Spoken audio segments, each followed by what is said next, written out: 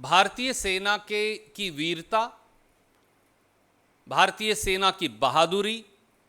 उनके शौर्य और उनकी कुर्बानी पर दिन प्रतिदिन वोट इकट्ठे करने की होड़ में और राजनीतिक रोटियां सेकने की सोच भारतीय जनता पार्टी की सरकार और उनके नेताओं को आए दिन हमारी सेना का भिन्न भिन्न बयानों से वो अपमान कर रहे हैं। सबसे पहले रक्षा मंत्री श्री मनोहर पारिकर ने कहा कि मोदी सरकार ने पहली बार 68 वर्ष में भारतीय सेना को उसकी क्षमता के बारे में बताया। एक कदम और आगे बढ़ते हुए भारतीय जनता पार्टी के राष्ट्रीय अध्यक्ष श्री अमित शाह ने तो शर्मनाक तरीके से ये तक कह डाला कि 68 वर्ष में पहली बार मोदी जी के शासन में भारतीय सेना ने लाइन ऑफ कंट्रोल पार की है। और आज तो हद ही हो गई जब देश के रक्षा मंत्री श्री मनोहर पारिकर ने एक दिन में एक नहीं दो बार ये कहा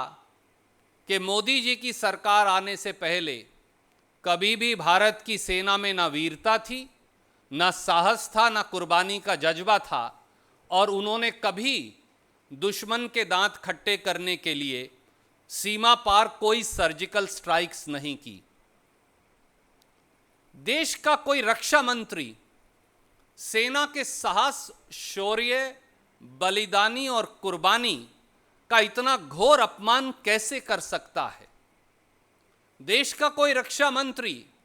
देश की सेना को इस प्रकार से निरुत्साहित करने वाला बयान कैसे दे सकता है? देश का कोई रक्षा मंत्री सेना के द्वारा 68 वर्ष में दी गई कुर्बानी को इस प्रकार से एकदम परे कैसे रख सकता है?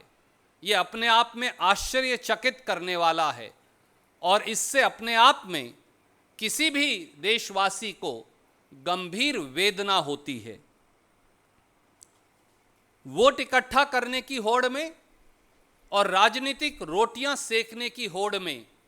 हमारे सैनिकों की बलिवेदी पर दिए गए कुर्बानी को,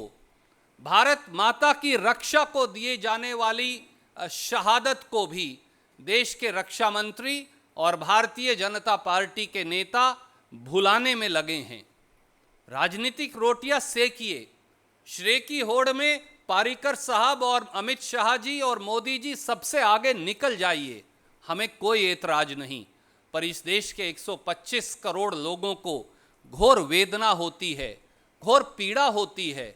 उनका दिल और हृदय छलनी छलनी हो जाता है जब आप 68 साल में सैनिकों की कुर्बानी को जबरन झूठलाने का प्रयास करते हैं।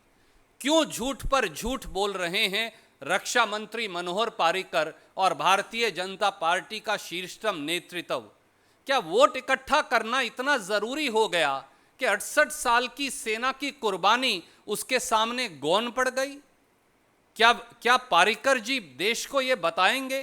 कि हमारी बहादुर सेना ने 1947, 1962, 1965, 1971 और 1999 और अनेकों सर्जिकल स्ट्राइक्स के माध्यम से अपनी जान की जो कुर्बानियां दी थी, हजारों हजारों सैनिकों की वो गौरव गाथा जो है वो गौण है मौजूदा भाजपा सरकार के लिए?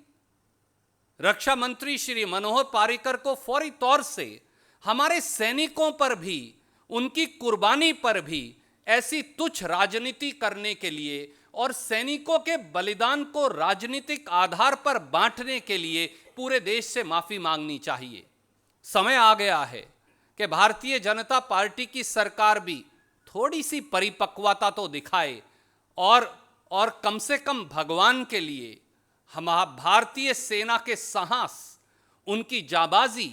उनके शौर्य, उनकी शहादत और उनकी बहादुरी को भारतीय जनता पार्टी के रंग में रंगने का प्रयास ना करें और उसके लिए झूठे श्रेय की जो अपनी पीठ थपथपाने की होड़ लगी है उसको फौरी तौर से बंद किया जाए। जिम्मेवारी अब प्रधानमंत्री माननीय नरेंद्र मोदी जी की भी है कि वो साहस दिखाएं, आगे आकर वो अपने स्वयं की पीठ थपथपाने और श्रेय की होड़ में अंधे अपने रक्षा मंत्री श्री मनोहर पारिकर और भारतीय जनता पार्टी के राष्ट्रीय अध्यक्ष अमित शाह जी पर लगाम लगाएं। पूरी देश की सेना से प्रधानमंत्री नरेंद्र मोदी जी माफी मांगें और सार्वजनिक तौर से ये प्रण लें कि वो कभी भी सेना की बलिदानी पर भारतीय जनता पार्टी और उनके नेताओं को न राजनीति करने देंगे और न नरेंद्र मोदी जी स्वयं ऐसा करेंगे।